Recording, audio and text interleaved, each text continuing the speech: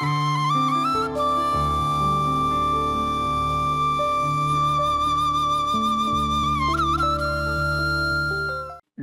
தொலைக்காட்சி பார்வையாளர்கள், வாசகர்கள் எல்லோருக்கும் இனிய காலை வணக்கம்.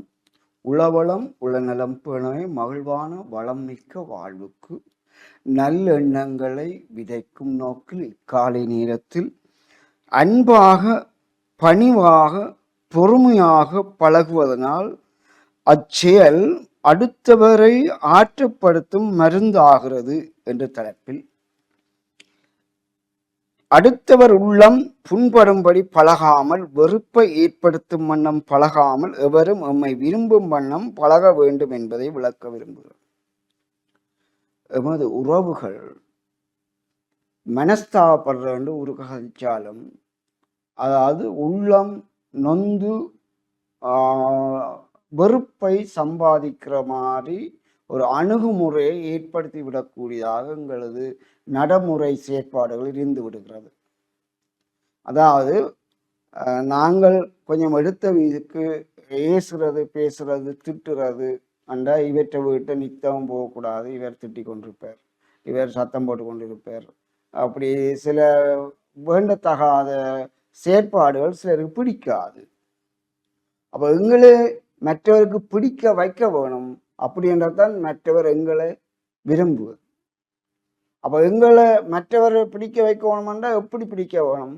நாங்கள் அன்பா தேனொழுக கதைப்பாங்கன்னு சொல்லுவாங்க, அன்பாக பேச வேண்டும். கொஞ்சம் நாங்கள் எவ்வளவு படித்திருக்கலாம், பண வசதி இருக்கலாம், அதை கொஞ்சம் குப்பையில வச்சுட்டு எங்கள் உறவு தான் மிகவும் முக்கியம்.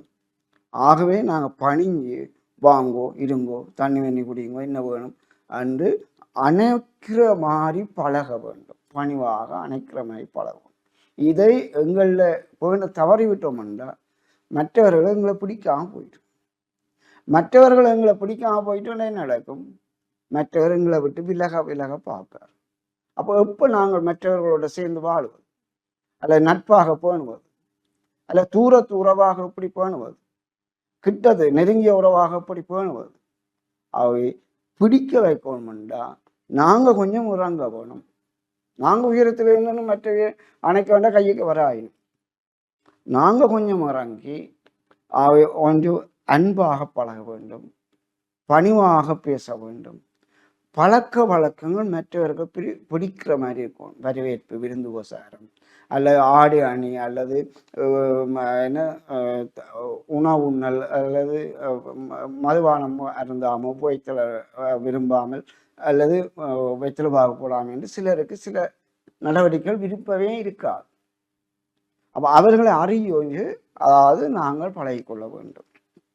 ஆக விருப்பு, வெறுப்பு, விட்டு கொடுத்தல், ஏற்றுக்கொள்ளுதல் ஆகிய 4 பண்புகளும் இருக்கணும். விருப்பு வெறுப்பு என்ற என்ன? எனக்கு விருப்பமானது வித்தியாசமாக இருக்கு. அப்போ நான் இலக்கிய நாட்டமாக இருப்பேன், ஏதாவது கவிதை கதை எழுதுவேன். மற்றவருக்கு என்ன இருக்கும்? சமூகத்தொண்டு இருக்கும். அப்போ யாரும் நன்கொடை செய்யா அதை தூக்கி கொண்டு போயிட்டு ரோட்டில் உள்ள எல்லா ஏழைகளுக்கும் சாப்பாடு செய்கிறார். இன்னொரு ஆளுக்கு என்ன இருக்கும்? அது மருத்துவராக இருந்தால் இலவச மருத்துவ சேவை செய்வார். சட்டவாளராண்டா இலவச சட்ட ஆளுநர். அப்படி ஒவ்வொருத்தர் தங்களுக்கு விருப்பமானதான் செய்ய போய். அப்போ எப்படி எங்களை இணைச்சு கொள்ளலாம் சமூகத்துக்கு? நாங்கள் எப்படி இணைய போகிறோம்? அப்போ எங்களால் விருப்பத்துக்குரியது யாராக இருந்தால் நாங்களும் அவர்களோட சேர்ந்து நாங்களும் ஒத்துழைக்கிறோம் என்று இணைஞ்சாத்தான் விருப்பம் விருப்பம் சேரும். விருப்பமும் சேர்ந்தால் தானே இருக்கும் உறவை பலப்படுத்தலாம். அப்போ வெறுப்பும் சேராது.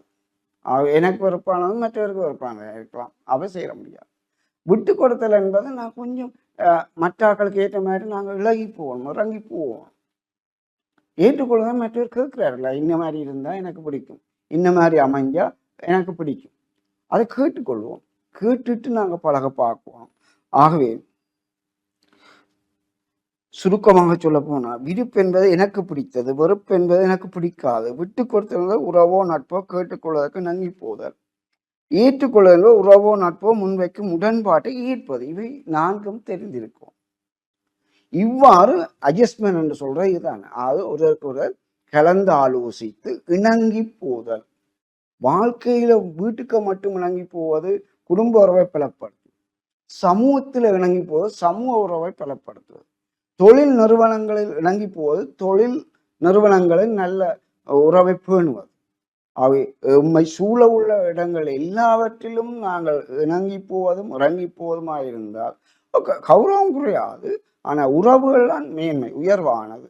ஆகவே உயர்வான உறவுகளை பேண ஒத்துழைத்து நாங்கள் வாழ்க்கையில் இனசன பந்தங்களுடன் கூடி வாழ்ந்து மகிழ்ந்து வாழ வேண்டும் என்று கூறி விடைபெறுகிறேன். நன்றி.